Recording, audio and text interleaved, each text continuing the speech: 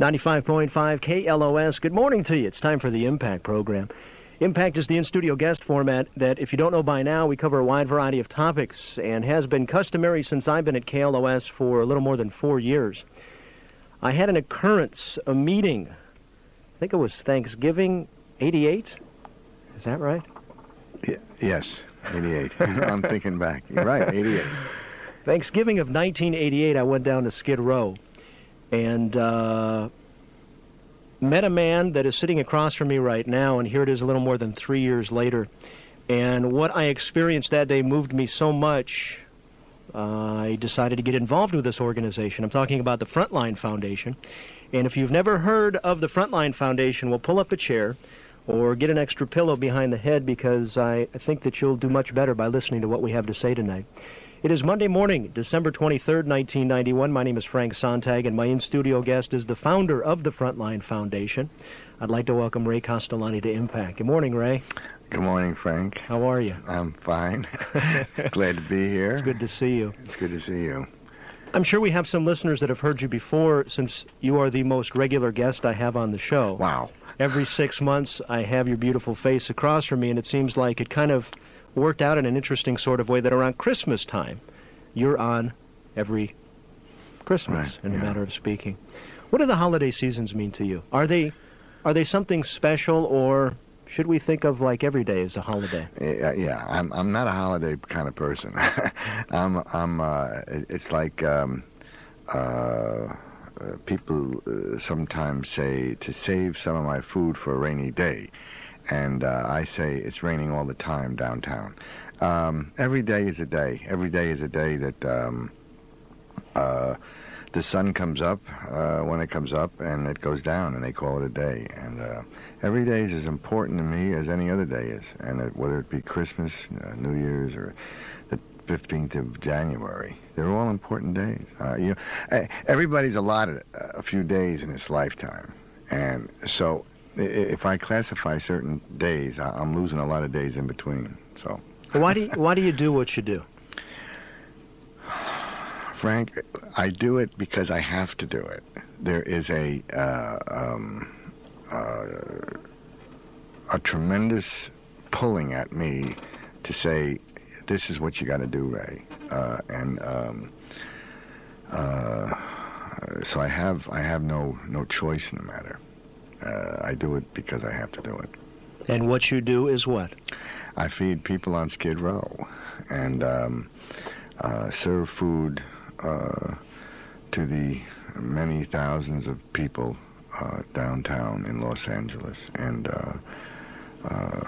I'd like to say, too, if those people downtown, to all of them, because I passed out all these circulars and said I needed their support tonight because I'm on for them.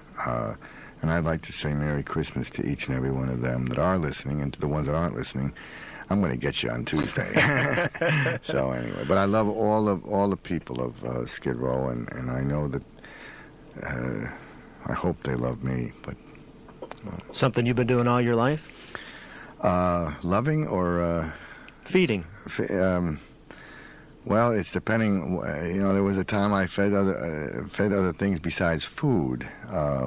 There's a lot of ways to nurture the soul, and in this particular instance, the vehicle for me is the food. But I think that one of the phenomenal things that's happened on Skid Row is the fact is that we're just people. We're just human beings. I'm a human being, and the human beings that I give food to. It's a union. It's a message of contact, of love, of understanding, and this is what the street more than anything else. There's thousands of people that go down and serve food, and they do a magnificent job. I think if it was just me serving food, I don't think I'd be doing anything. I don't think so. For me, I would. It just wouldn't make it for me. There is a sentiment in this country that sees or refers to the homeless as lazy, as mentally incompetent, as somewhat of a lesser being than you and I. Who are the homeless to you? I don't see homeless. I see a human being that's hungry. I don't see first of all, I really, if a baby reaches out and it's crying, you don't say, well, it's a baby, it should grow up. If a human being is saying, I need help, you don't say, well, let me see what I'm going to do for you. Can you get a job or can't you get a job? I mean, it's all talk. It's all rhetoric. It's all, if there's an area that's in need, let's help the need. If there's an area that needs, if a flat tire, in order to get rolling again, you got to put air in it. Well, a human being's the same way. Everybody is God's kids. And the trouble with our societies and our ways of life nowadays, everybody is so secluded. Everybody is segregated. Everybody's this. Everybody, they're homeless because they want to be homeless. That's okay. But or they're hungry. Let me feed them. If they're homeless, let me give them a little shelter. If they don't want shelter, fine. But to classify them or to put labels on people, it hurts me deeply. I mean, we're human beings, and until human beings begin to care about human beings, begin to care, C-A-R-E, I think that's how you spell it, begin to care for each other, and not be so selfish and self-centered with these little innuendos or philosophies. The world is stagnated. It's stagnated in the own vermin of themselves. Really, I mean, we're killing animals. We're killing people. We're doing tremendous things, that we should be remedying to, addressing to.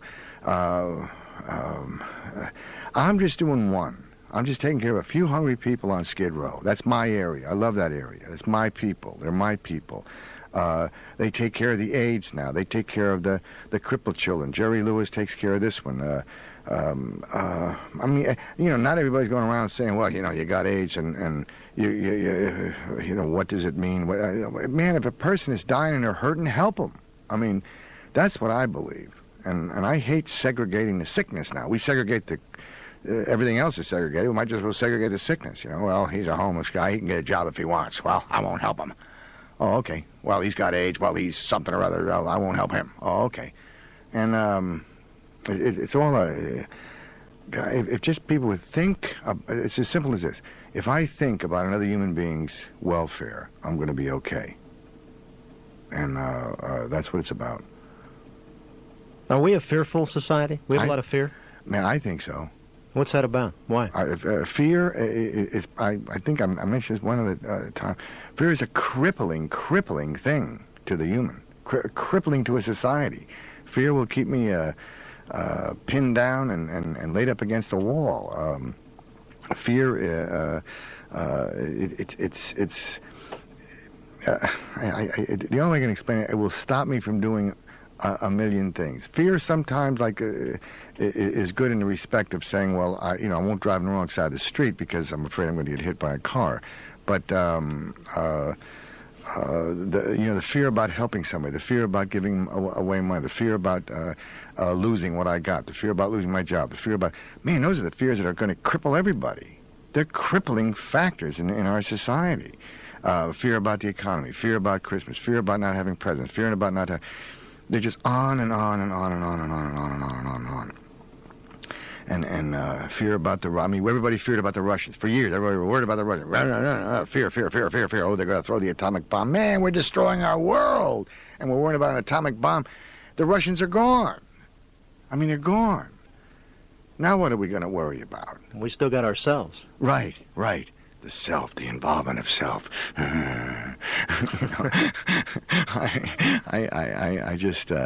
Should we worry about ourselves more? No. Freedom of self is the greatest freedom that can be given a human being. Freedom of self. Freedom of self. They say, well, you got to think about yourself first in order you can care about somebody else. Hey, go knock yourself out. I don't have to worry about things like that. And I'm taken care of. And I'll tell you, if I worried about myself, which I did for many years. I don't want you to think that I just vaulted into this 58-year-old body and sit here and say, oh, I'm okay. No, I worried about self. I was a selfish, self-centered human being. I was steeped in fears, and I was steeped in greed, and I was steeped in all these areas that I really know about. And so now I'm not there. I'm in a different spot. And one of the things is that if I sit back and start studying myself, I cannot help anybody. I just can't help them. I go, oh, yeah, boy, I learned a lot about myself today. Who'd you help? Oh, well, I can't help anybody until I learn more about myself. Well, now I learned all about myself. On top of a mountain, all about myself for 20 years. Now I know all about myself. But in the meantime, 20 years have passed by. I'm too old to do anything now, see? So I don't have to worry about self. I mean, I clean myself, I wash myself, I get up in the morning and I say, hey, I'm lucky to be here, and let me see what I can do for somebody else today. That's my format. That's my format. Give for the sake of giving. For the purity of giving, and asking nothing in return. God, Frank, we've tossed that around so much, and but to give for the purity of giving and asking nothing in return. And I know, I know that people misconstrue what I'm saying. Please, my beautiful people out there in KLOS, don't misconstrue this, please, and don't take it as a personal thing against anybody. This is my side of the street that I'm talking about, but I prefer to say, let me give for the purity of giving. Let me have something, please. Let me stand for something. And let me stand the banner up and hold the banner up and say, this is what I stand for, without knocking me. And, you know, I'm into a thing about announcing instead of denouncing. I want to announce where I am, not denounce somebody else for where they are. Announce where I am. I like that. I mean, it's a kind of a new thing I'm on. I don't got to put down anybody. I don't care about the putting down. But don't put me down. Don't knock me because I care for my fellow man. Don't knock me because I see no color. I want to see the truth in the human. I want to see I love truth. You know, there's another little thing. I love truth, but support me for what I am. I'll support you for what you are. And I have no fear of anybody. They don't have to fear me, because I'm not going to hurt anybody. And it's just a simple format. I just want to help somebody. But I'm going to get put down for that. Oh, well, you know, you got to help yourself before you can help somebody else. Well, I never did. And I don't spend my life helping myself. And I'm an okay kind of a guy. And I got thousands of friends, and I got thousands of friends on Skid Row. And they don't, they're not saying, Ray, are you well today? They don't care whether I'm well or not. They just look in my eyes and they say, how you doing, brother? I say, how you doing? And that's all really life is all about. A couple of hot dogs on Coney Island. I saw the Bugsy story today. You know, I mean, can you think about it? I mean, how would like to just as simple as having 2 hot dogs on a beach and not worrying about anything? Kids seem to have it wired. They perceive life as pretty simple. Right. And then they change. You know, they ought to have a class in school, which I've said many a time, to empty out all the stuff that goes in. Just empty. Be kids. Be kids all your life. Well, you can't live like that. Yeah, you can. Yeah, you can. I mean, kids learn, if we could have a class for kids early on, a class of love and a class of understanding and a class of compassion and a class of tolerance. My God, wouldn't that be beautiful? Kid, if you spill your milk, hey, it's okay, kid, it's cool, that's good, spill it, no big deal. But the first thing a kid says, did you spill that milk? No, I didn't do it. Well, I got to unlearn all those things when I grow up. We're only kids for a short, this is another thing I'm on. We're only kids for a short time, Frank. We're just kids for a short time. Everybody worries about the kids. We're only kids for a short time, and then all the kids become adults. The world is full of adults. They're fighting wars with adults, not with kids. All those kids with all those beautiful ideas, all the parents that teach the parents, that teach the kids, that teach the parents, and on and on and on. My kids are going to have what I didn't have. Man, they're doing better than I did. They're doing worse than I did. It's always going to be the same. But they grow up. I was a kid once, a very sad kid, crying in my insides all the time. A very sad kid. And I still cry.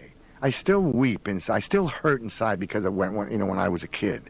But that was a long time ago, and I don't blame anything in my life because I was a kid and because I hurt like that. But the kids today, I feel for the human today. Because the kids that everybody's worrying about today, they put posters of kids on the thing because it gets you to feel sorry for the kids. They put posters of the crippled kids coming in because of the kids. What about the adults that are hurting? What about the adults that are dying? And there's millions of adults, but they're always worrying about the kids. The kids of today are going to be my kids of tomorrow. And I know that. So I want to take care of the humans. I want to take care of the causes of the problem, not the... love will supersede all. And I'm getting very, what's the word? A word of announcing. These are my beliefs. This is what I believe. This is what makes me, inside makes me, this is what makes me... And I have a vehicle down on Skid Row where I have all these people that need just a little love once in a while, like a little care. How you doing? Instead of pulling out a gun or something. How you doing, brother? And that's what I want. That's what I have, a vehicle to put that into effect. Can you imagine if everybody in a city cared about each other? Few things might be different. Truly.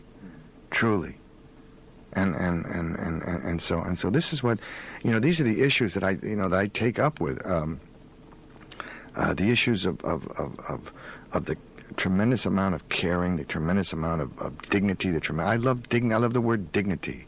And I'll back up what I say. There's another thing. I don't lie. I'm not a liar. I hate liars. I despise liars. That's another announcement for anybody that wants to come to me and lie. I hate liars.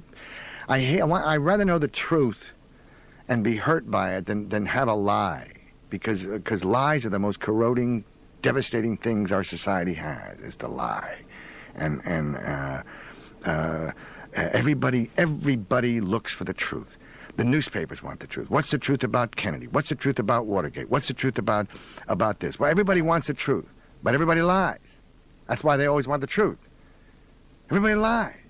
It's the most amazing thing in the world. You ask a group of, how many in this room lie today? I mean, it's awesome. And the cleanliness or the purity or what I say, the cleanliness of not lying is so terrific, is so marvelous. And that's the purity that my fellow man downtown or anybody sees in my eyes. I don't lie about the money. I don't lie about the where the money goes, what I do, how, or anything. It's just not in my... I used to. I used to lie all the time. It's easy. So easy. You get me going here, Frank. One of the things you taught me about street people was that, I think you said once on this program, there's no place to go with them but up, because they're as down as it gets. And they don't have time to, in a sense, jive the jiver. That's true. I mean, that's reality. It's total reality, because it's where it is. They have nothing to lose, win, or gain, so they don't have to do anything. They are it's a society. I belong to the society of Skid Row. I am part of Skid Row. That's my life. It's my. I've said many times. I feel clean down on Skid Row. I feel. I feel so much at home. I feel so much. I feel when I walk down the street that people care about me. They know me. They don't know. They just know that I care, and I know that they care about me. But when you're at the bottom of the barrel, there's nothing to worry about anymore. When you don't have any money, you don't have to worry about losing it. The same with your image. There's no images. I mean, you are what you are, what you are. And there's something to be said about an entity or a human being that, for the most part, Skid Row is a very desperate and a place of lost souls, in a manner of speaking. And there's something to be said about a human being that is in that much pain and that much disarray that still can reach out and care about someone like you or the Frontline Foundation. I mean, that is in a sense a miracle in itself, is it not? Oh, I agree 100%. I mean, I see, but see, again, you're appealing to the human. Every human being. I mean, the thought patterns are always the same in a human. I mean, they either care about a human being or you don't care about a human being. They don't have a scale of 1 to 10 in your head, saying, well, Ray, I care about you 2 degrees. People, the caring part of the brain just cares. The love part of the brain just loves. It works that way. It doesn't work in any other way. How did you arrive at this place? You said you haven't always been this way, and Frank, it's through a process of years, and I mean a lot of years. It's through a process of from a kid growing up, trying to find my way in society, trying to find my way. Where do I belong? Where do I belong? And you know, when I was young, I was full of ideas, and they weren't bad, but it was. There was selfish, and that's I just didn't know that.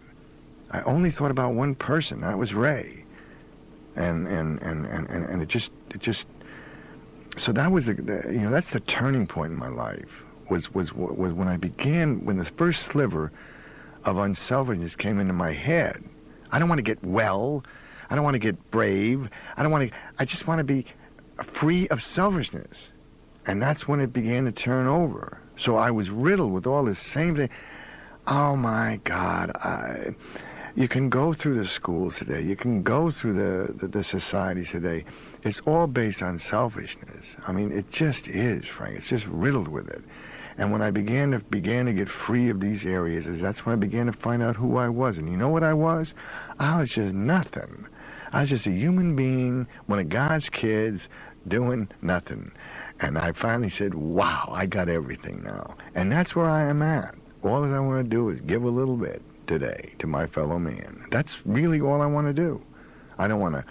I don't want to worry about my rent. I don't have to worry about my rent, my money, my properties, but I don't have anything. But that doesn't mean I can't have it. It just means I don't have it. But I don't have any worries. I don't care if I die. I'm not afraid to die. They said, well, what'll happen from... I've done my thing. God knows what the show is. He knows what he's doing with me. And so I don't have these burdens, these tremendous burdens I had on my shoulders for years and years. And it was selfish. It was selfishness that permeated within my soul. And until I turned that corner, until the first thought of somebody else came in, was I able to grasp a hold of that idea. I said, wow, what an idea that is. And you can't do it today. Tell somebody, you know, the retentive memory of some people is about a week. I take that back. It's about a day. You know what the average attention span is? Yeah, a second and a half. Yeah, something like 2-3 seconds. Oh, thank you. I know that. I knew that, Frank. I knew that. That's pretty remarkable when you think about it. You cannot, I defy anybody to think about another human being for more than 20 seconds. They can't do it. I know, I tried. 1 year, this is many years ago. I used to sit and I used to try to think of somebody else. Let's see, how can I help somebody else? And I'd sit there and think, and all of a sudden, about 4 or 5 seconds into it, I say, how am I going to pay my rent? How am I going to get the money? And I'm going to think about somebody else. And it took a tremendous effort on my part to be able to, and then to put that into execution. Because you can think about somebody else and then not execute. You can think about love, but don't execute. Thoughts are great. Words are great. Talk. How did the first execution or manifestation, how did it come into being? What was it like? What was the story behind how you actually started serving people on Skid Row? That came in my truck after I pounded my dashboard, and you know, that was a long, arduous. I was despondent with Los Angeles. I was despondent with where I was. I was despondent with everything. I said, man, this is not working. Nothing's working. I'm dying. And it was just out of really desperation, I severed all my time in Los Angeles. I took off for parts unknown, pounding my dashboard, saying, God, what do you want me to do? And it was just a bad trip. And finally the realization came to go back to Los Angeles, and so I didn't want to go back. I fought this thing, and then you know, finally I went back, and it was another thing came in my head, was just to maybe feed the people downtown, and I said, no way. I've been down on Skid Row many times. I've been on a lot of places in Skid Row, but And I just couldn't get myself to do it, so I stayed outside and Thousand Oaks, and then finally I submitted, and I thought, I'll go downtown one time, and that was in December of in December of 1987, and I was on your show the following year, and we had fed 40,000 meals that year when I came on your show the first time. And this time, you're not going to believe this, next week I'm going over 250,000 meals served. Now that is a miracle. I can go down there once. I can go down there twice. I can go down there 10 times and serve food to humanity. And that's great, and that's beautiful. But how about 250,000 meals? And with no money. Explain that. That's an unexplicable thing. Total, unequivocal trust. Trust in a God, if you want to call it. I call it God. I'm tired, so I'm say God. There's no better explanation. And I'm not religious in any way, shape, or form. That's the way it is. That's what came down to me. Now, I defy anybody else. I'll give you the beginning. I'll give you some couple of cans of peanut butter, and I'll give you some jelly. I'll give you a couple of loaves of bread, and you go feed 250,000 meals. Go do it. And I'll start anybody that wants to. With your car, you can do it with your car, because that's how it was done. A miracle is an inexplicable thing. Sometimes I've had 4 months ago, Frank, I was ready to close. I have a credit card. I don't have any money, but I have these credit cards.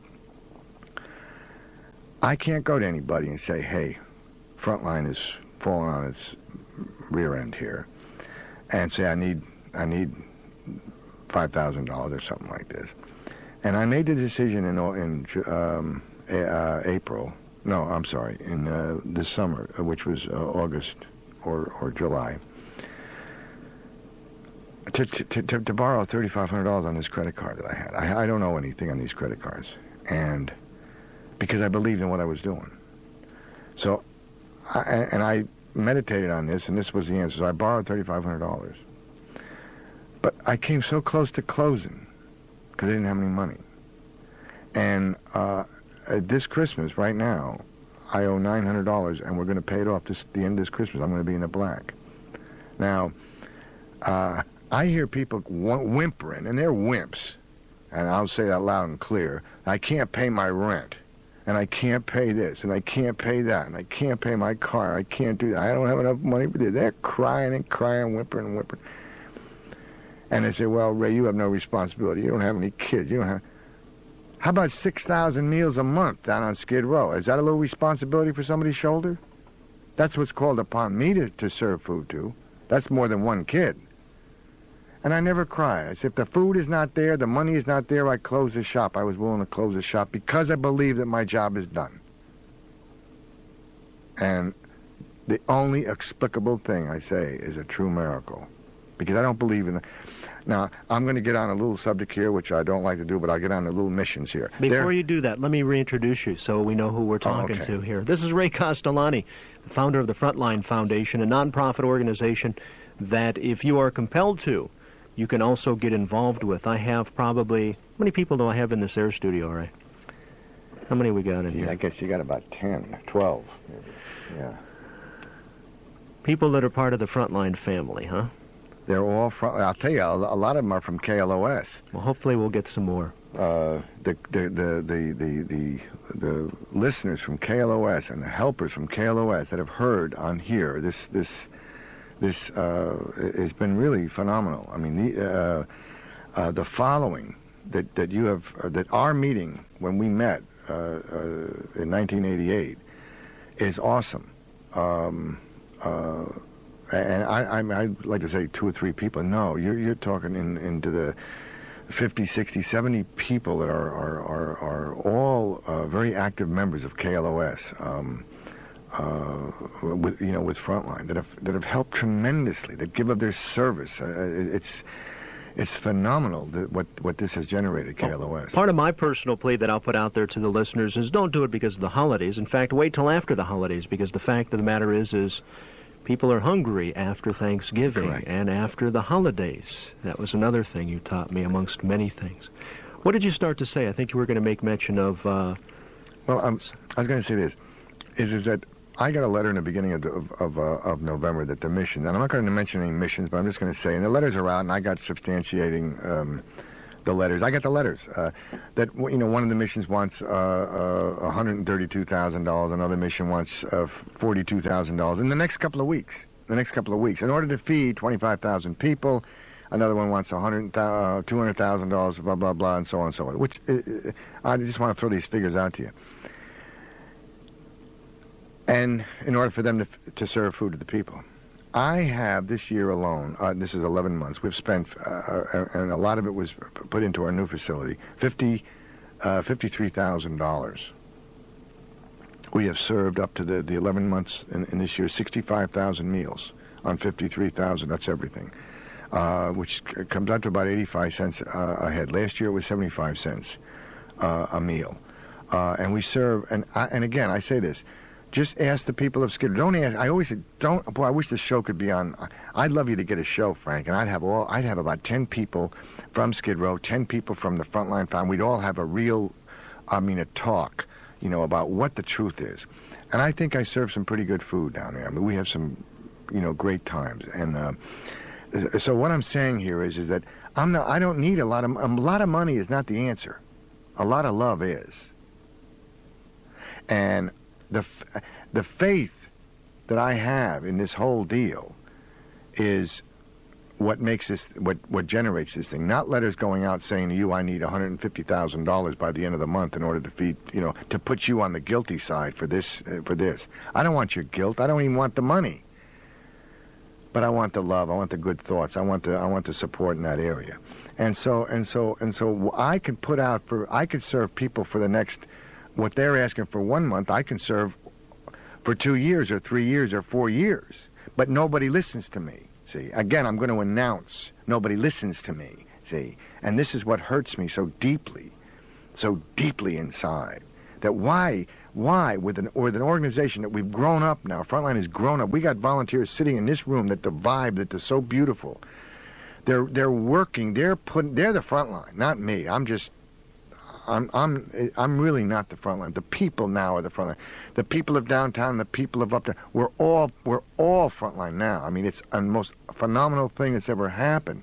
Old and young, seniors, young kids, everything. We're all helping to put into this circle, so to speak.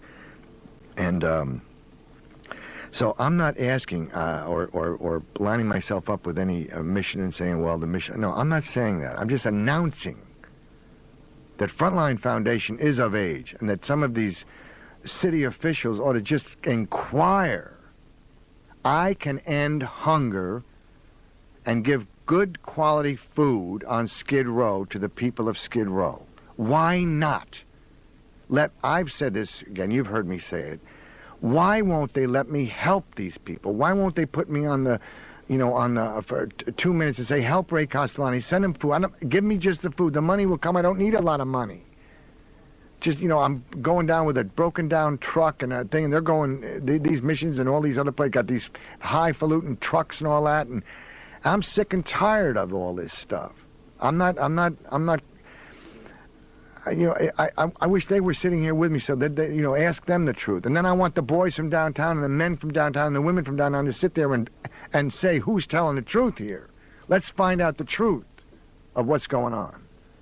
And so these are the things that hurt. They hurt me. They literally, in a literal sense, hurt me because we have such a beautiful thing going, and I can't. For some reason, maybe it will never come about, but maybe it'll take another million. I don't know, but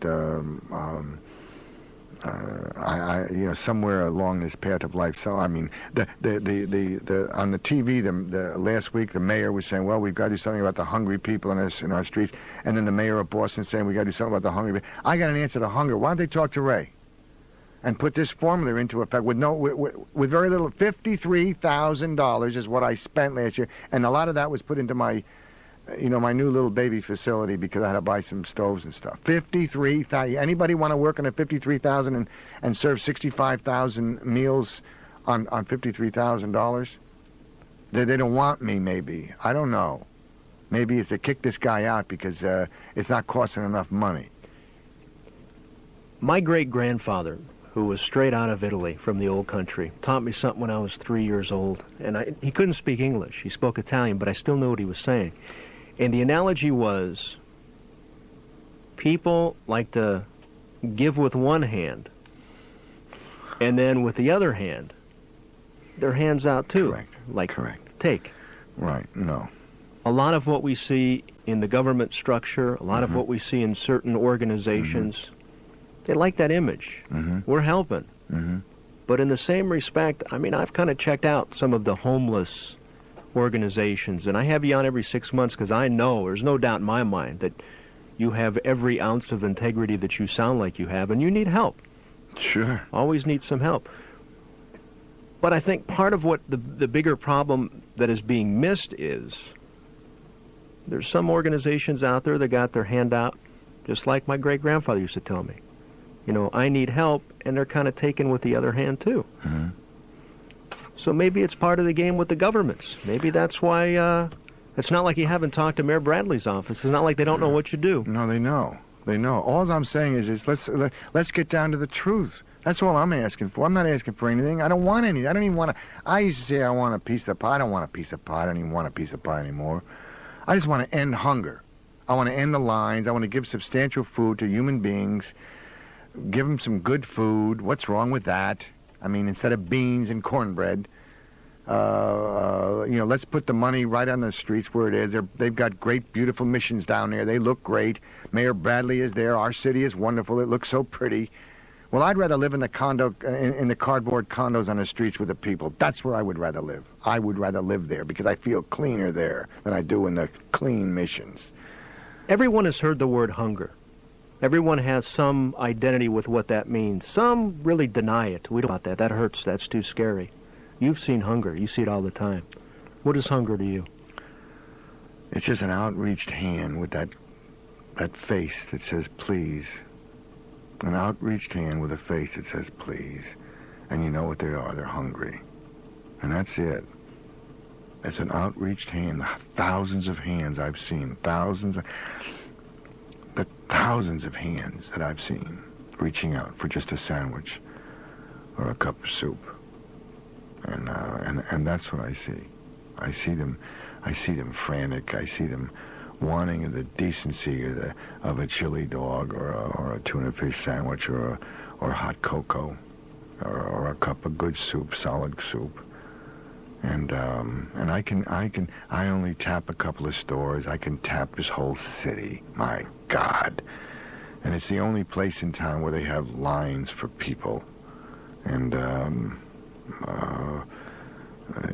lot of the people that don't work are the ones in the lines at the other places getting all the canned goods. They can get jobs. Trust me, they can. But these people downtown, maybe they're down on their luck. Maybe they're just finished with life. I know nobody out there has felt that way before. Yeah. Let me say one thing, and then we're going to open the phones and give our listeners a chance. And also, I want to talk specifically about Frontline on the other side. The current situation, if you can use some help, if you can use some food. One of the areas that I decided to take responsibility for, and again, a lot of it had to do with our meeting a little more than 3 years ago. It was sparked initially by a man named Harry Chapin, who was an entertainer that, in a sense, taught the people that were fascinated by Harry about world hunger, and that it obviously was a reality right now, but it didn't have to continue. People don't have to die from hunger. We have enough food. What happens is somewhere along the line the equation gets stuck and the idea of compassion or giving gets cut off, and that's what's missing from the bigger picture. But one of the things that I decided to take responsibility for over the past few years is looking to some of the problems we have in the world, some of the symptoms of the deeper issue. You've got crime. You've got overpopulation.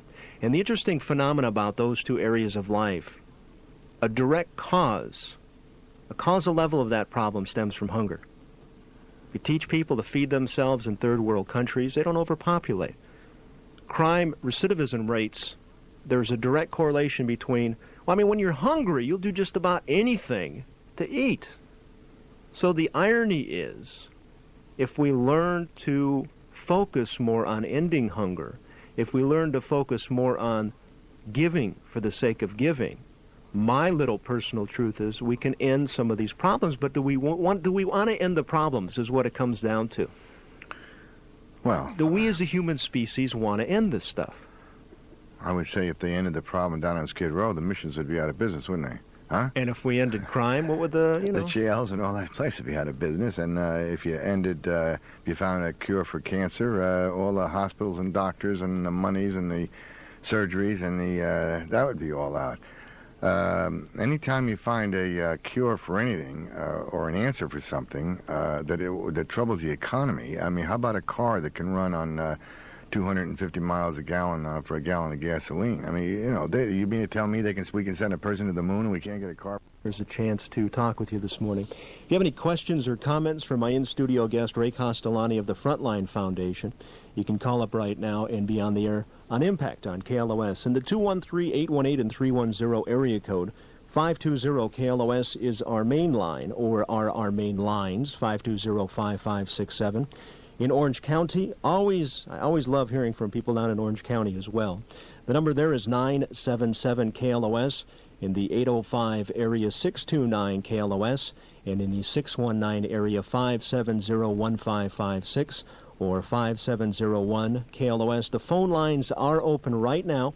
You'll talk to our program coordinator, Mark Winnick, and he'll get you ready to go on the air. And we'll get to more after this. This, of course, is KLOS. 95.5 KLOS presents an encore presentation of A KLOS Family Christmas Carol, featuring Bob Newhart as Scrooge. Tonight, you will be haunted by three spirits.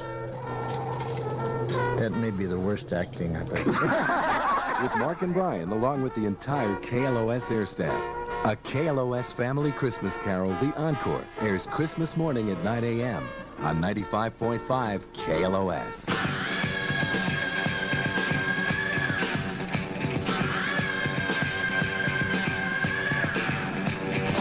Hey, Southern California, they're back. Led Zeppelin.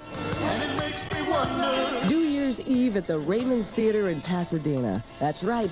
Led Zeppelin returns to their hometown of Pasadena for the first time for an exclusive New Year's Eve extravaganza at the Raymond. The show starts at 9 p.m. Tickets are available at all Ticketmaster locations or the Raymond Theater box office.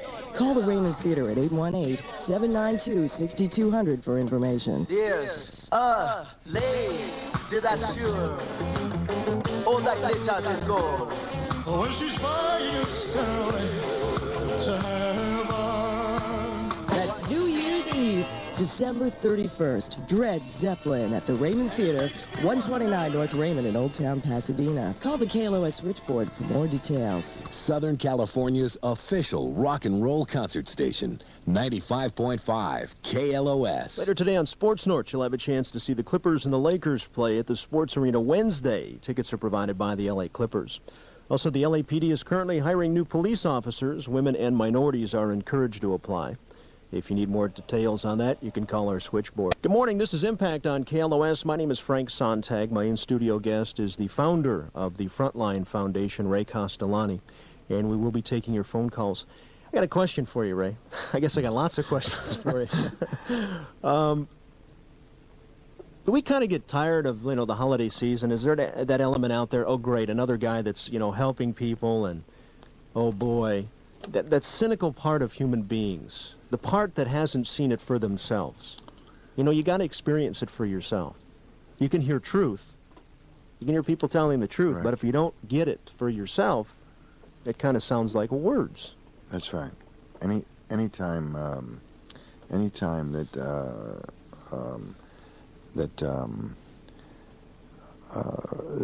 that's what I said.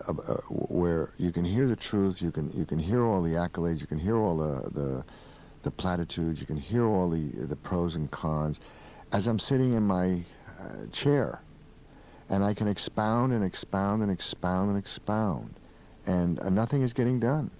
And until it's like a tire that's flat. I can read the directions on how to change the tire, but until I jack the car up, nothing's going to happen to that tire. And that's the way it is with people. Where people are complacent most of the time. I am. I know I was. Like I said, I want to preface all this. I was all these things that I said that I'm not now. So it's not like I'm casting at other people. I'm at top of the class in this department, and. In a sense, what I hear you saying is, hey, you're not the problem, but I kind of got some solutions. That's it. Instead of denouncing, as you say, you're announcing. Right. I mean, let us announce.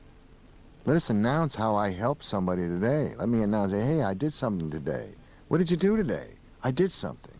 Instead of saying, geez, I'd like to do something, or maybe I'll try that, or those people, they can get jobs if they want to.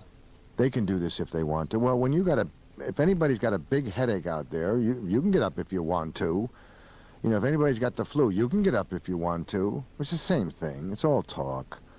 It's all talk. Talk is so cheap. I love talkers. They just keep talking. I close my ears. Here's another talker. And that's the way. So many people. I wish I could have. If I had all the money of all the people that was going to help me, holy Christmas, man, I'd be on. I receive nothing for what I do, Frank. I want that also stipulated. This is a freebie. You don't draw some big salary. No way. Executive director sounds pretty way. important, Ray. No way. And that's why I under no circumstance, this is a total free thing. I'm on food stamps. I got $35 last month, and next month maybe I'll get 50. I don't know, but that's the truth. That's the way it goes, and that's okay. I get food stamps the same as my brothers downtown get food. I was a special case because I didn't lie to them. You can't stand people that don't lie. See, I didn't lie to the people in the county, so I had to be a special case. How can we help now? The telephone number is area code 818-780-1995. My P.O. box is Frontline Foundation, Box 570303, Tarzana, 91357, California. And if people want to get in groups and collect food for me, they can call and they can speak to Noreen or Lisa, and they'll tell you what specific item I need, which KLOS does a lot of for me. If they want to send a check to Frontline Foundation, that's fine too. I don't want a lot of money, and I probably right now. Last summer when I was on, I needed so much. I don't need anything right now, but if you want to send a buck, that's fine too. If you want to come down and help me in the kitchen, call up because I need help all the time. And we've got our own little baby facility now. It's nothing special, but Noreen was talking about after the first of the year of really putting on more food downtown. She's finally graduating college, so we'll get her out there in the field now a little bit. Sorry, Noreen. And trying to get more food downtown. That's the object. The more food that comes in, the more I'll be able to get downtown. If anybody out there's got a new truck, I'll take that. I love that. Anyway, but there's areas that I need help in. Because my little baby truck has got 170,000 miles on it. That puppy's still moving, though, huh? Yeah, it is. It's going, But let me tell you, I'm hanging out with it. Yeah. So I mean, these are areas that I need. I need your love. I need your support. I need you to tell people that you heard Ray and Frank on this show, and there's this guy that's crazy that wants to help end hunger on Skid Row. I want everybody to listen there now that I can end the hunger. There doesn't have to be one organization, a baby organization, as we are. We can end the hunger. I can go down there 7 days a week with quality food for these people. Let me do it. Let me do it. I love these people downtown. I'm telling you, it's unbelievable. I just love them. And they love me. I love them. I'm scared. I am of Skid Row. Why them of all? Of all of the souls out there that need help, why Skid Row? You see, Frank, this again is when I'm called to do something, I'm called to do it. And if I was called to do it in Beverly Hills, I would have done it in Beverly Hills. It's just that I was called, and it's a calling, for sake of a better word, to go and help here in this area. And I understand the soul. I understand the beat of the street. And until I'm called to do something else, I'm going to do this. Or maybe they don't want me downtown until they say, hey, Ray, we don't want you anymore. Oh, we don't need you anymore. I'd sit in the corner with the boys, the guys, and talk. You know, you owe me something, though. You know that? What do I owe you? If that happens... Oh, yeah, a chair right beside me. And we're going fishing, too. Oh, yeah. Okay. Remember that? Yeah, right. Oh, boy. If you ever get to the end of the tunnel... Yeah. We're going to go play a little bit, too. No, You'd like to be out of a job, wouldn't you? Oh, yes, totally. Unequivocally, yes, I would. Then I'd go on to saving the elephants in Africa or something like that. There you go. You know, I mean, I'll go help Noreen save the elephants. She wants to save the elephants and the tigers and all this. But, I mean, yeah, I think so. See, I have the answer. I mean, I have the answer, right? It's right here. It's right before me. So there's no problem. If 250,000 meals can be served by a guy that knows nothing, how about doubling that in a year, or putting that all and cramming it in a year? 250,000 meals in 1 year, or 500,000 in 1 year, with good food. There's no problem with that. So I have the answer. Let it be known to the mayor and all the council people who don't contact me that I have the answer, and I'm announcing to them that I have the answer. I'd like to announce to all the rest of the cities of Skid Rows and New York, Chicago, that I have the answer. But if they don't want it, I'll keep struggling along the way I got it. And then someday I'll say, ha, see, I told you so. You want to talk to some people? Sure, but be nice to me, people. It's 1 o'clock. This is KLOS Los Angeles. Mike, good morning. You're on the air. Well, thank you. I would like to start out by saying I wish our government had more people like this guy, because I've said this, and I will always say this, even though I'm fortunate and have a job in aerospace, even if you can believe that. I think that instead of being the world policeman and giving all these billions of dollars to foreign countries, we need to take care of our people here in the United States. And I think as great as this country is, we should have no reason why we should have homeless and jobless people. I think it's a major embarrassment, and I think we need to really drastically change our priorities. Yeah, Mike, we like your monologue. I'm kind of curious. What are you doing to help it? What are you doing to end this problem? Well, I every time I see a person who comes up to me, asks for some spare change, I either take them to lunch or I give them $1 or $2. I do what I can. So they come to you? Yeah, they do. Okay, I'm coming to you right now. Uh-huh. What are you going to do to help me? Well, coming to think of it, I got some extra food in my cupboard I, don't want or need. And I just need a place I can conveniently, or maybe someone can pick it up or something. Anything you'd like to say to Mike, Ray? Mike, that's beautiful. What you got there, probably I would say if you got that food there for you. I can barely hear you. If you got that food, can you hear me now?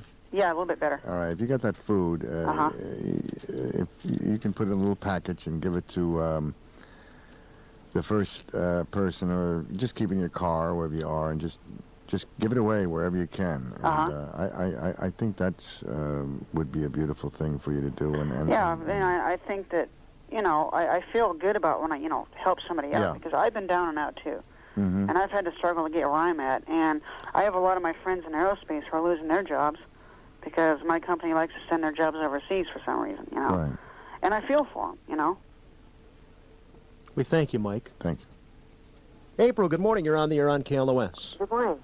Hi, April. The first time I ever called into a talk show, I happened to tune in, and I guess the way that Ray Castellani was talking really struck me because first thing I'd like to ask him is how long, what struck you to begin this? What happened in your life? Did something happen? Yeah, I was totally despondent with... well, excuse me, I'm sorry. But the first thing that struck me is that you're Christian. About what? You're Christian. I'm sorry. God working You're Christian. For you, okay? Oh, no, I'm not Christian. You're not Christian? No. Okay. No, I'm sorry. It's just well, you said you're on mission. No, no, I have no religious or I have. Well, it's not okay. Well, maybe it's. Oh well, you just ask me what it is, and I'll tell you. Hopefully. No, they got the radio on loud in the back. Go on, Ray. That's our delay. You're hearing yourself in the background. I'm hearing myself in the back? Yeah, I just did. Go ahead. Oh. Can she still hear me? Yeah, she can hear you fine. Oh, yeah. You can ask your question. And April. Your question, April? My question is, what do you need? I need just your support. If you got the telephone number and any input that you got, one way or the other, either. Where do you live? I live in Santa Ana on the verge of Orange, and there are a lot of homeless people down there, too. Well, April, you know, if like I said, it's not so much me doing what I'm doing down here, but it's your little corner or big corner, wherever you are. Again, I say to you loud and clear, the next person that you see, you know, have a can of soup or...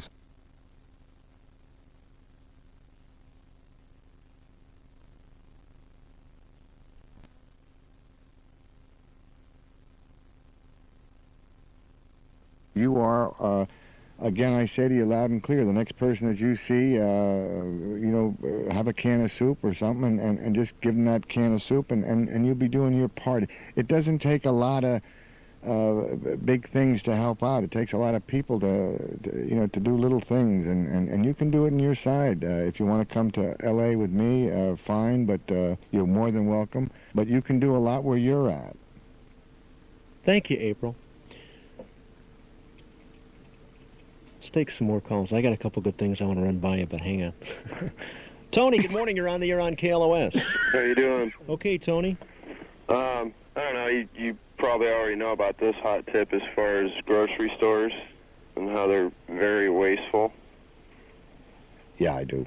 Because I work for a grocery store myself, and I'm constantly getting in trouble because of the fact that the produce that's thrown away, I myself as an employee am not allowed to touch any of it as far as throwing it in the trash. And I'm constantly getting hassled from my boss because I will not throw it in the trash. I set it aside for the people to come pick up.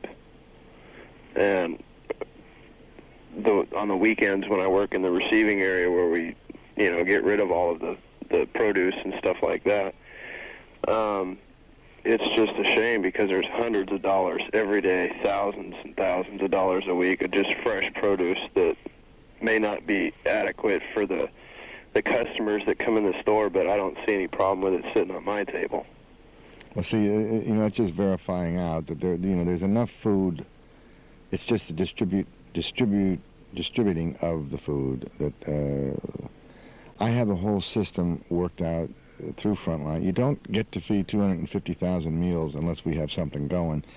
But you're an example of, or a testimony, if you want to say, of that there is food out there. And that's what I'm saying, too. I'm with you in that same thing. I mean, I can get enough food to feed all of America, for that matter, with no problem. And it's guys like you that would say, yeah, Ray, you're right.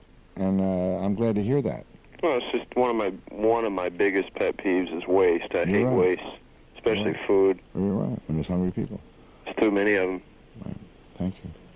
It's a shame. It's pretty sad. And it's getting larger as we speak. And people wonder why prices are up so high, you know, as far as shoppers go. Tony, does it frustrate you to know that you got some answers to, and yet you look at the experts out there? Nobody listens. Yeah. They don't want to listen. They don't want answers. They just want to figure out ways to spend more money and then wonder why they don't have enough for the next year's budget. Does something have to give? Yeah, they need to quit taking imports and stuff. Start making Americans create their own self-sufficient products. Cars, there's too many imports coming in. Clothes, puts too many Americans out of work. That's creating the problem. Thank you, Tony. Yeah, have a good night. All right, you do the Thank same. The homeless are growing, Ray. There's a recession. Finally, our president, and I'll refrain. I want to. Finally, he's admitting we're still in a recession after all the talk. We're on our way out. Things are getting better. More people are finding themselves on the streets. This problem is getting worse. And what tends to happen is the lines kind of are drawn a little more. People get a little more polarized now. With more of the problem around, more homeless, there's going to be the element that are going to finally care, and there's going to be more of the element that sees them as the problem. I mean, something's got to give, don't you think? Or you don't even think about that because you're so focused with what you do. Yeah, I have to say, if I get involved in other areas, then I am going to lose where I'm at. I'm going to. And this is for more people to be able to, that can take it further than I can. I can end the hunger. Now I think that's a pretty big deal, see?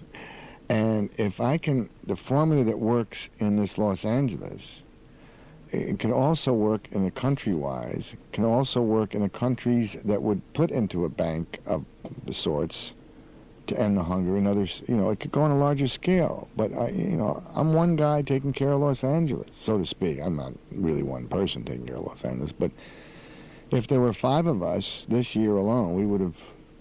If there were 4 of us, we would have ended a lot of the lines. What about all the other food groups, all the other organizations that? Well, there's a lot of the church groups, which are beautiful. And they go down on Sunday, and thank God for those groups. But even the merchants down on Skid Row don't want, they don't want their sidewalks dirtied or this or that, and it gets to be a hassle. Nobody wants to help you even down there. The city won't help you. They said give the foods to the missions. Well, yeah, I'll give them good food to the missions, and then they'll get all the credit, and they'll get the Charlton Hestons down on Christmas Day, or et cetera, et cetera, et cetera, which is fine, But I have an answer, and until somebody looks at this program, which I don't think they will. I don't think they will. I could be wrong. We're going to be a word-of-mouth thing and just announce more that we're serving more food. And when we serve enough food down there, they'll listen. They've got to listen. But this is Los Angeles. This is a big city. If this works in Los Angeles, it's going to work someplace else. It's certainly not going to work in Santa Barbara. I mean, if you have 100 hungry people and I've got enough food for 200 people, I don't have a problem, do I? I wouldn't think so. No, of course not. So it's just a question of how much food I bring down. That's all. It's just simple arithmetic. Everything is donated, isn't it? Yeah. Everything. Well, I buy my fresh food, so I do need cash for that. I buy my bolognas, and although every 4th week they donate to me, buy my cheeses, I buy my hot dogs. Although somebody just donated me 9,000 hot dogs, which is they're going to have chili dogs on. And my dry goods, I have to pay for my cups and my things like that. But I'm in Vernon. But good price man really does a nice job with me. So, I have my little, my gasoline and things like that. It's not a total, but most of it is though. I'd like the ARCO to say, hey, what would it be to ARCO, or to Chevron to give me $200 a month on a credit card? Say here's $200. What would it be to them? $200. That's my bill. You think they'd come up and say, hey, here's $200? What would it be for the city to say, hey, I'll pay for your facility. I just need a little facility. I'll pay you $800 a month. What would it be for the city of Los Angeles to help me? You came on the program a couple times talking about how much you needed a facility. Yeah, I got it. How did you end up finally getting it? One guy from Frontline, that's the only telephone call we got. Oh, my God, if I forget his name, I forgot his name. Greg, I think it was. Greg. And he found it. It was one place, and it was in Van Nuys. And he called me, and I walked in, and I said, "That's it." And then everything else is history. People came and donated their time and their this friend of mine, Craig Randall, put in all the plumbing and the electrical and all these things. And my son, Junior, worked on the carpentry, and the painters painted, and the girls cleaned, and it was really a tremendous effort. The point I want to make, and this is the reason why I asked it, and you just illustrated it, what stood out to me more than anything when I got involved, when I finally gave up the fear and took a chance, was that there was something for me too. And what I mean by that is, for instance, the first organization that comes to mind, Greenpeace. You write a check, send it in the mail, sometimes good sincerity, good intention, and sometimes it's out of guilt, you mail them money. But the phenomenon about Frontline is you've got something to do for everybody. I came down, I helped with the sandwiches. You put me right in the front. I personally got to give away some of the sandwiches and look at these people. Correct. And talk to them. And I'm going to take that with me too. I check out. Nobody can take that away from me. That's right. And that's one of the offerings I have for my listeners about what you do, is that I think we always are kind of looking for our niche in life. We're always kind of trying to find a place where we can kind of give some of the goodness that we have in our heart, but it's so hard out there. The world is so fragmented, and there's criminals, and there's so many, there's so much out there, so much distraction. And I sit across from a man that's been giving for the sake of giving for years, and yet to one person out there listening, a phone call away from where they are now until maybe, my whole life changed by doing what I did and helping you out. And I think that's why I do what I do, is because, we're here to help one another, right?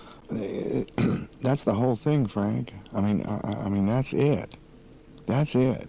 You're helped. The people that are in the studio with me today are a direct result from our meeting and from you and from your show, that listen to your show.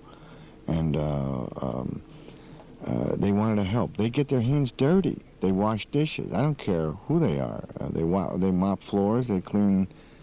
This gal next to me gets in on Saturday morning, for 3:30, 4:30, 5:30, whatever time we start. And everybody is there to help, and nobody is above anything else. And I'll clean the toilet. The people know that. I'm there cleaning the toilets. Now Lisa does it. But she better. It's all helping one another, and that's it. That's again, it all revolves around selfishness. You see, if I am selfless, then I'm going to help. But everybody's out to save their own skin, so to speak. And man, I'm going to die. Everybody's going to die, and I don't want any skin left when I die. I want to use it all up. I have nothing. I don't want to leave anything. I want to say, oh, geez, I wish I would have done that. I wish I would have. I've done what I can, and I'm doing every day what I can, and that's it. I'm not doing a lot for. I want to also say this. I'm not doing that much. What has happened in the instrumental format of this Frontline Foundation is that it has directed the focus of hundreds of people that put in their entity, that get their hands dirty in something. I don't want to say dirty, but they do something. They're not just talking about it. Everybody, they have meetings, and everybody sits around the meeting, and they all talk about what they're going to do. And then they come back next week and talk about what they're going to do. And then they come back the next week and talk about what they're going to do. In the meantime, nothing's done. And that's the way life is. It's a bunch of meetings. Everybody's talking about what they're going to do, or what they hope to do, or how well they're getting, or how unwell they're getting, and nothing's being done. People talk of honesty and just lied 2 minutes before. It's heart-wrenching to me sometimes to go through this life and to have these things bombard me all the time. And I try to always seek this. I try to develop, this way. And this is what these are my strong points. They're my strong points. Like I said, I'm not any criterion by any stretch of the imagination, but I am what I am, and I'm not ashamed to say it. There are a lot of things I'm cleaned up in my life, and I'm not ashamed to say it. Somebody's got to stand up and say, hey, I don't lie. I mean, if I stood up here and said I lie, I'm lying. Or cheating. I said, I don't cheat. Somebody's got to stand up and say, well, I don't cheat. I don't cheat on my income tax. I don't cheat on the government. I don't cheat on the my papers for the food stamps. I just don't cheat. Now, how about that? And I don't put a paycheck in that I'm not due. I don't write figures in that aren't supposed to be there. I don't do these things. I did them all, but I don't do these things now. Now, somebody has to stand up and say I don't do these things. And I feel good about that. I feel clean inside. And that's why I can face my brothers uptown and downtown, and my sisters, because they are truly my brothers and sisters. And I have the power inside of me, and as long as I got this, I don't have too much. I'm wearing down physically, I feel that, but people are supporting me, but I am wearing down physically, and I know that. But that's okay too. If we closed right now, everybody that's touched what we've touched has touched something. My God. Is that, I got to be self-indulgent here, is that why, you know how much the movie It's a Wonderful Life means to me? Mm-hmm. And I know it hits you in that same way, too, that I don't think human beings realize how much power we have. That's right. And he was given the gift in the movie of seeing just what life, the world would have been like without him. Mm-hmm. Mm-hmm. Do you want me, can I tell a little story? Yeah, okay, sure. A little story. It's your show. You can do it. Okay. Anything you want. I just want to tell a few little stories, but this is one story that happened just recently. There was this woman that I know, and she was very sick, and we took her to the hospital. These two street people took her to the hospital, and she was bleeding from the nose, and she was just a mess. And I had seen her the day before in the streets, and anyway, she's laying in the emergency ward in the hospital, and I came walking in, and I said, how you doing? And her nose is all packed, and she's just filthy dirty. I mean, just a mess, and she just is. I just looked, and I said, my God, if there was something in my own head I could do, I knew I couldn't do anything, and she started throwing up, and she started throwing up blood, and I'm holding the Amicis thing under her as she's throwing up this blood, and I used about 4 of those pans, and then finally I said, is there a nurse here that can handle this? I'm not the doctor on hand here, and so anyway, the nurse came over and did this, and anyway, I went outside and asked the doctor, and the doctor says, oh, I'm just going to stabilize her, and then I'm going to put her back out in the streets again. I said, well, she may go into convulsions here, or she's very serious. Oh, she's just going to kill herself anyway, and so, what's the difference? And I said, well, she's a human being, and she's going to die anyway, and I'm going to put her out, and that's it. And so I said to the doctor, well, would you mind putting that in writing for me so that at least I can know what to do if something happens? And so anyway, to cut a long story short, the doctor came back out and said he's going to call up USC, and they're going to call an ambulance to get her and take her down there. And I says, well, that's great. Anyway, this other guy and myself, we went back in, and he's disheveled and all that, and we stood in front of her, and he said, Ray is here to help us, and she shook her head, and anyway, she reached in her hand, into her pocket, and she pulled out some crumpled dollar bills, and she put them in my hand, and she said, that's to feed the hungry. And there was about $4 there, or $5, I forget, whatever, that she panhandled. Now, here's a woman that's really sick, and she had this, she couldn't talk, she said, feed the hungry. And it just made me feel so little, so to speak, and I accepted the money, and I thanked her very much, and I said, you better get better real quick, because I need your help. And and I walked out with Jim, and we walked out. And anyway, that was that day. And the next day, somebody was talking to me at the facility about changing the people.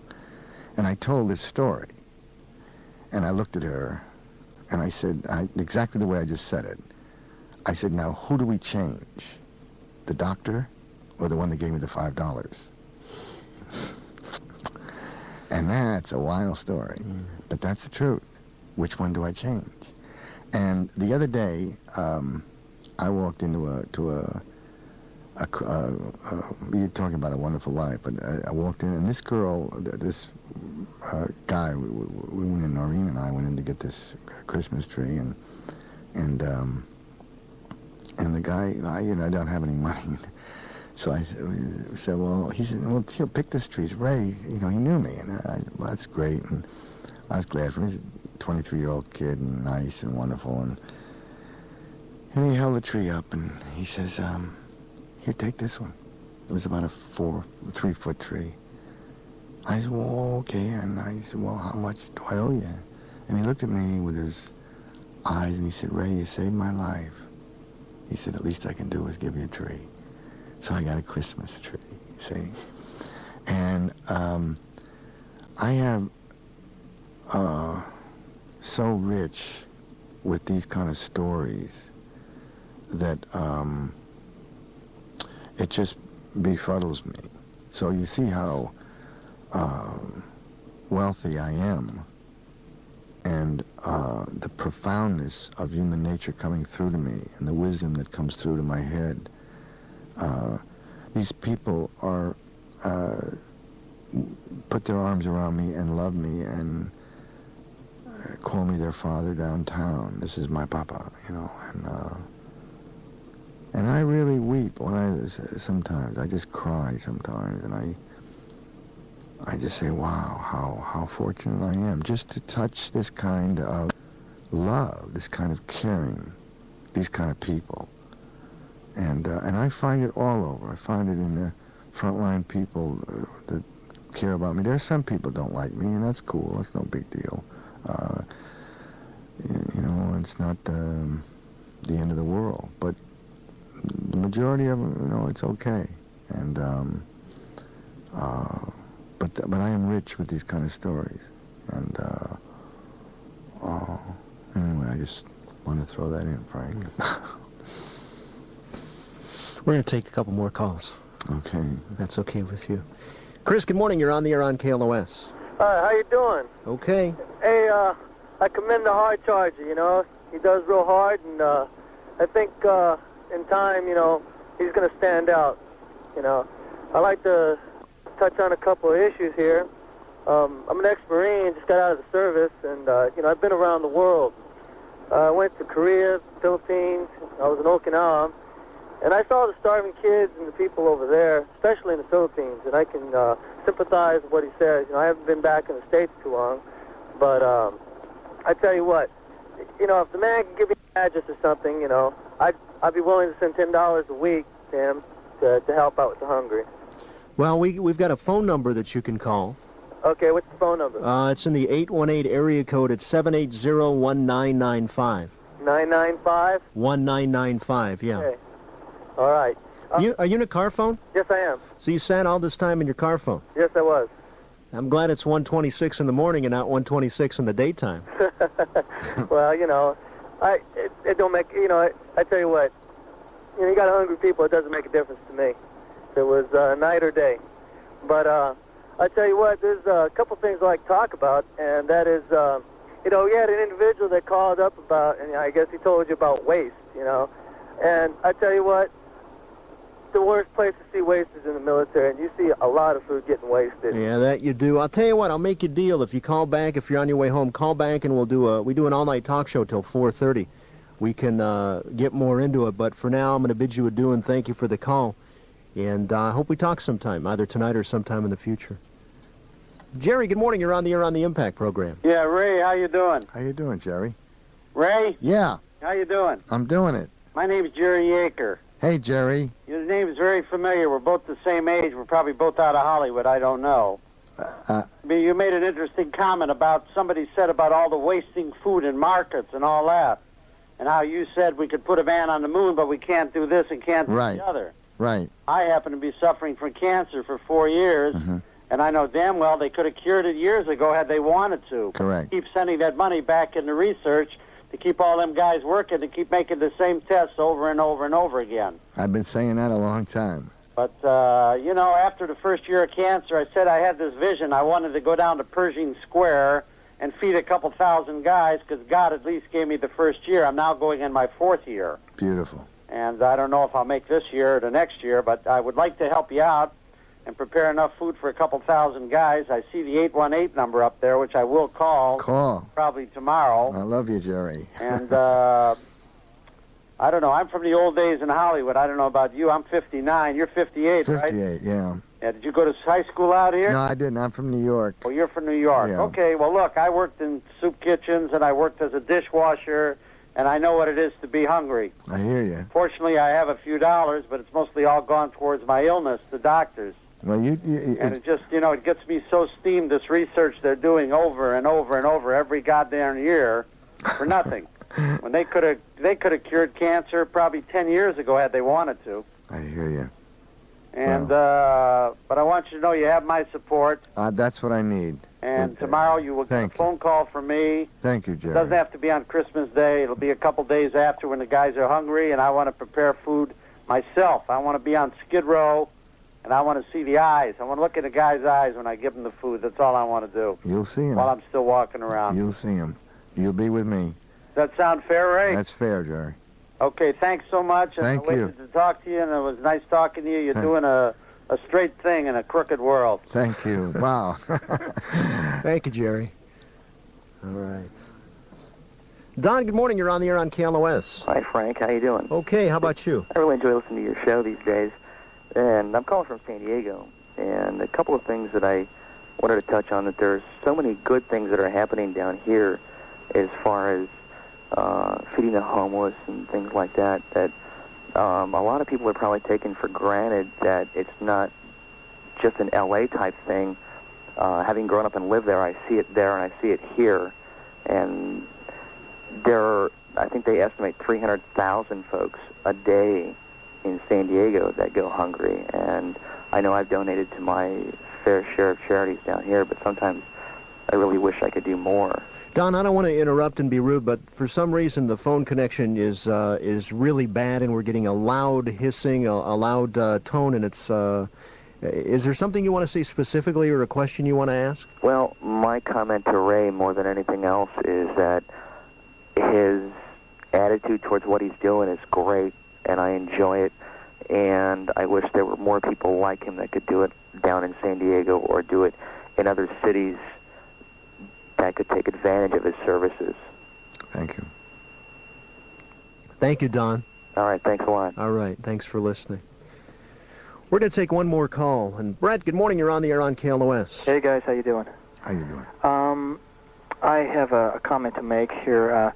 First of all, I wanted to say to Ray that I really dig your vibe. I like everything that you're about. I think you got a lot of integrity. I personally come from a standpoint of I believe that you have to be a little bit negative along with your positive outlook on life. First of all, I want to make a comment about what you said about having a flat tire. You said, you know, you don't really question a flat tire, you just fix it. And if somebody's hungry, you don't really question it, you just feed them. Well, that's coming from a really great place and everything, but I think there's something to be said here about education. You know, whenever I get a flat tire, I want to know what it was that caused the flat tire, so I don't get another flat tire. You know, if I went through a bunch of boards or something, I don't want to run over those boards again. And I just, you know, what can we do to get these people off of the streets? You know, what can we do as far as education goes? I take it you're a very open person and you're very educated, and I just want to know how open you are to learning. I certainly am. Well, totally. In answer to your question, I have just begun to learn. And the other thing is that the area that you're talking about is beautiful, but and this is where my restriction, only me, and it's got nothing to do with it. I mean, the follow-up, your answer is the second part of where I come from. I can keep them alive, and then let's just say hypothetically, a human being like you comes along and says, I have an idea how to make them not get back to that situation again, not to get hungry again. Then you can take them from there, see. But if I split my focus, I just don't have enough strength to go around to, into those other areas. But it's truly, unequivocally a valid area. So, but it's not my area, and I stay away from it. So I'm open to all learning, but I mean this not in a humble way, but I am just beginning to learn. Well, I think we all are just beginning to learn. We're very limited in what we know here on this planet. But that was a great answer, and I think that with the combination of lots of different people, we might be able to lick this problem. That's right. That's exactly right. You're right on the money. Yeah. And we got to throw love into the picture too, Brett. Oh, definitely. I mean, I wholeheartly believe that love is the answer for all things on this planet. And don't get me wrong, I just I just really believe that education is important, and we can't close our eyes to that.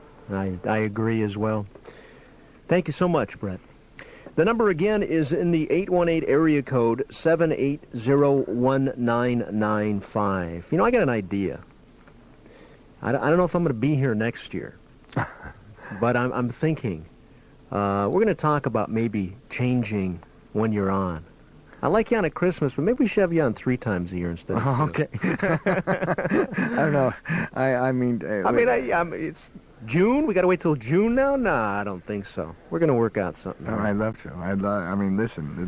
This has been one of the most beautiful sources of help that Frontline could ever dream of. So, and. So if I'm on, I'll be glad to. If the listeners can listen, I mean, I hope the listeners don't get bored of me. If we have one listener, that's all we need. That's cool. It only takes one person, I hear you. But it truly is and tonight, you see, that's the thing too with the calls that came in.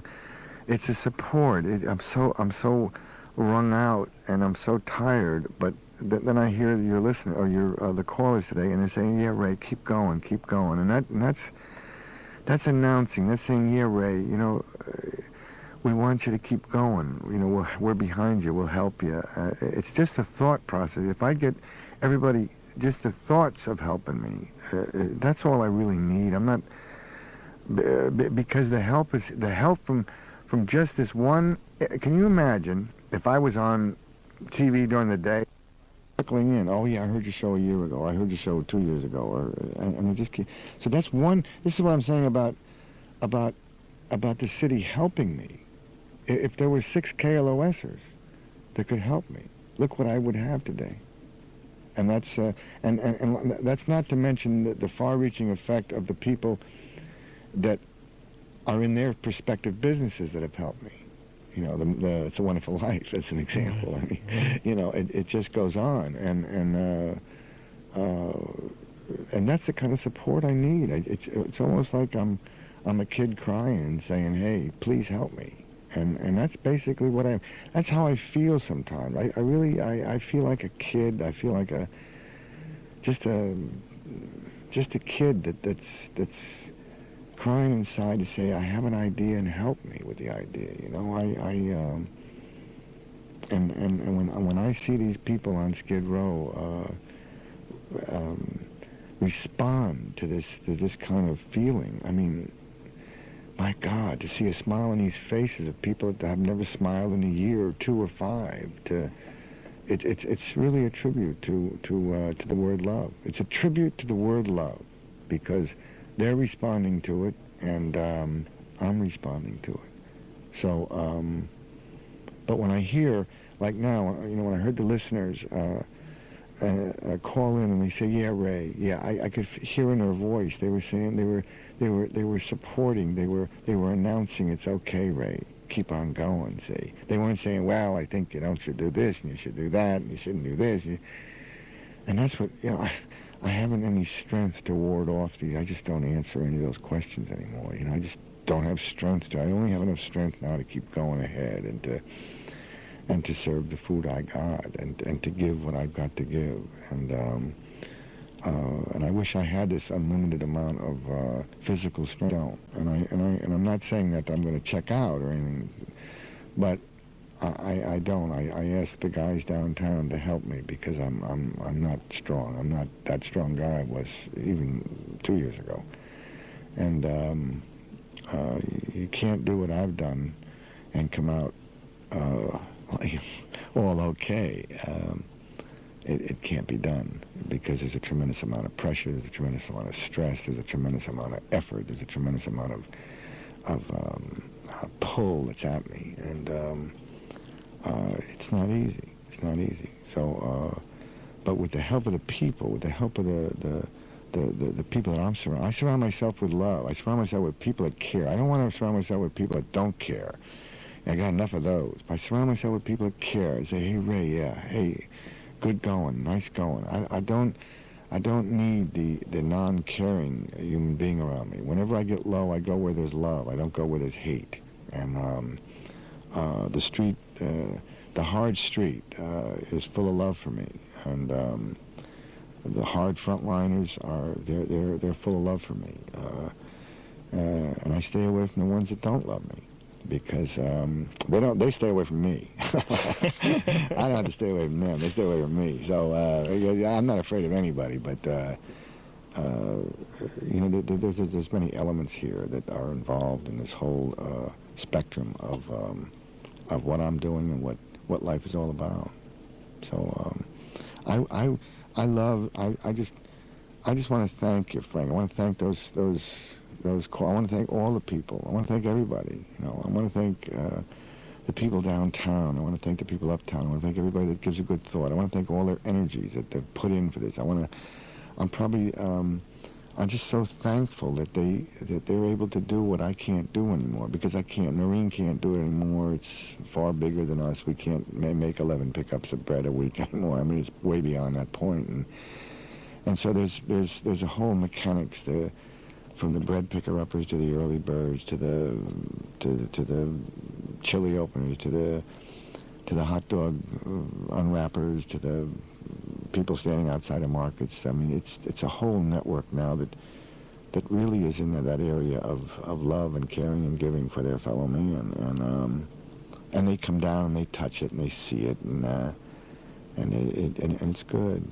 So I get kind of weepy, so to speak, inside sometimes when I think, I wish I had more strength or more time or more things and that I could do some more, and I sometimes get worn out when I say to people just so simple, just to do what God wants you to do as an example, and that's all I really do. I really don't do anything fancy, and I just want to help my fellow man today, and that's such a simple little nondescript format to go by. I don't do any meditating. I'm not in any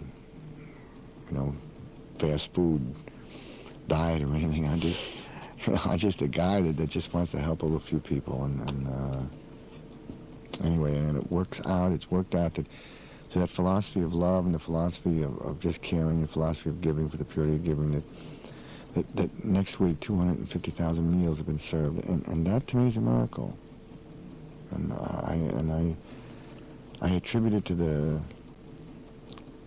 organization by something bigger than me that organized all of us together, and that's what it was. He organized us meeting, which was at the time a powerful meeting which I didn't even know about. I didn't even know. I didn't want to be on radio, and could care less. I mean, I was into just feeding people. You told me no the first time I asked. I know. But because I just wasn't there, and You know, I just didn't know the impact that the Impact Show would have. No, this is not the Impact Show, but the impact that you would have. I didn't know, and it is through this another vehicle that would be example. If there was another city that would take the format, not me, would take the format. Say, you get a man that has a radio show, that get me on the radio, or get this, and announce what we're doing. We're here to help the hungry of Skid Row. Oh, that's the other thing I want to say. This is Skid Row that I'm dealing in. I'm not dealing in the 300,000 people that are hungry. That's a different form. It's a different way of going about it. You know, I'm not dealing with that. I'm dealing with just immediate hunger in the streets. I give them something to eat, they eat it right then. They don't have any house to go to. So it's a different kind of a hunger that I'm dealing with, not the hunger that they come and stock up with their foods and go home to their You're talking about immediate hunger. Immediate hunger, yeah. Mm-hmm. So that's a much more limited, you know, I'm not going to say I'm going to end 350,000 people who's going to eat today. You know, I'm not into that. I mean, I'm just into the guys that are starving on the streets right now or hungry on the streets right now. May not eaten in a day or so. And that's what I'm dealing with. Well, we're hunger lines. They had them during the Great Depression. We'll have them again if we keep going. But, that's you know, basically what my whole philosophy, format, and entity is. It's Give for the Purity of Giving with a lot of love, and the response has been what we see. So that's the way it goes. We done for now? We're done for now, Frank. All right. I guess it's time to play Bob Dylan. I love you. I love you too, Ray. I know I speak for a lot of people. We'll have more. This is KLOS.